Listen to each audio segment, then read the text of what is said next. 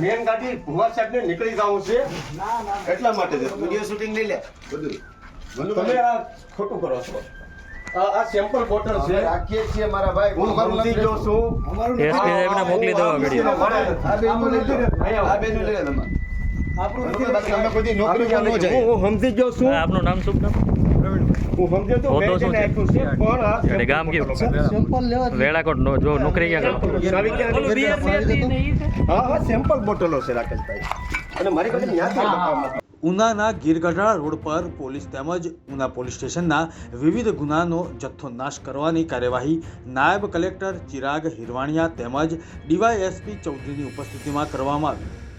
ઝડપાયેલ દારૂનો જથ્થો નાશ કરવા માટે ટ્રેક્ટર મારફતે દારૂ ભરીને લાવતા એક પોલીસ અને જીઆરડી કર્મચારીએ થોડો જથ્થો રસ્તા પર કાઢીને અવાવરૂ જગ્યાએ સંતાડી દીધો. પોલીસ લખેલી ખાનગી કારમાં આ દારૂની બોટલોનો જથ્થો ક્યાં લઈને ભાગતા હતા તે સવાલો ઉઠી રહ્યા છે. આ પોલીસ કર્મચારીનો વિડીયો હાલ વાયરલ થઈ રહ્યો છે.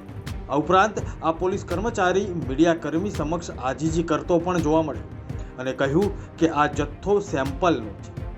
આ માહિતી ઉચ્ચ અધિકારીઓને પૂછતા કોઈ જ કાર્યવાહી કરી હોય તેવું બહાર આવ્યું નથી.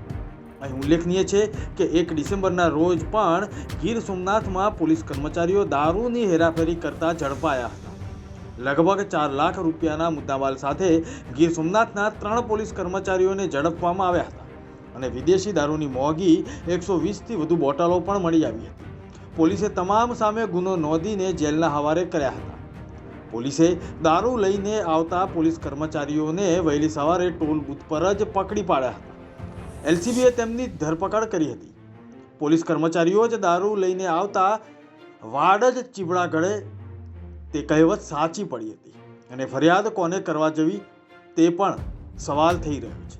ત્યારે અત્યારે હાલ તો આ વાયરલ વિડીયો બાબતે પોલીસ કર્મચારી પર કાર્યવાહી થશે કે કેમ તે પણ યક્ષ પ્રશ્ન છે.